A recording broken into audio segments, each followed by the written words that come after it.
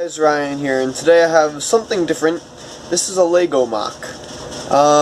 I took my Darth Vader's T.I.E Advanced apart, and I put this together. I'm calling this the T.I.E Challenger. So, I have a little story to go with it. Basically, in this universe, everything happens the same, but at the Battle of the Thaw, when the rebels destroy the factory and everything, for the T.I.E Defender, the Imperials decide not to waste all the research that went into that project.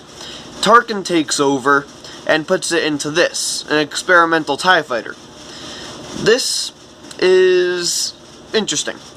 Basically what I tried to do is I tried to take concepts from all different TIE fighters, including some of the toys that are inaccurate. So on the back here we have this giant box, and the inspiration behind that is actually a TIE interceptor toy.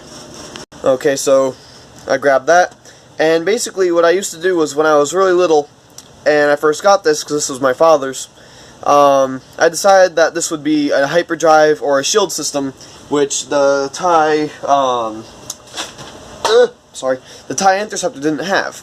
So I decided to make it so that this has the shields and hyperdrive, an R2 unit to run all calculations for hyperdrive jumps and everything.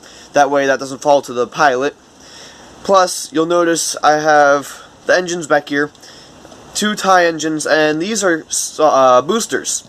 And originally I was just going to add another thing of TIE engines, but I decided to go with the boosters because TIE Fighter, the TIE stands for twin ion engines. So this way I still get the twin ion engines in there, but I also put in the boosters, so I don't really have to count those. Another thing was that I had a turret right here, like on the First Order TIE Fighter, but I decided against that. That way I could keep the stability in the wings. And I decided to add this, which is kind of like a heavier gun that you would find on the TIE Fighter from Solo, the heavy TIE Fighter. So, in the cockpit, I decided to go ahead and add some detail because I like detail. So, you could see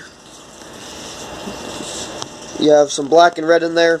This, I looked at some pictures of the TIE Fighter, I didn't realize it, but half of this is covered, so that's what that is. But I could still pop that off, flip that forward, and you get a better look in there. So, and the pilot, it fits pretty well.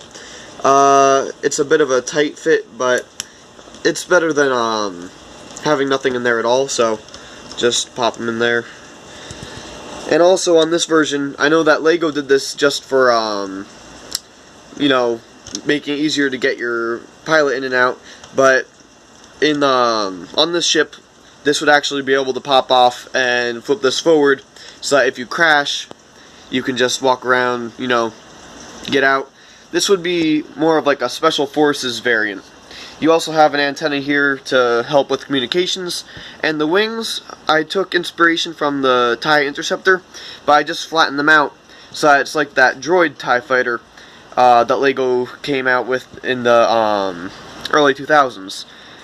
And I also decided to still take a cue from the First Order TIE Fighter, and I put a turret down here which the droid would control. So that's my look at this TIE Fighter.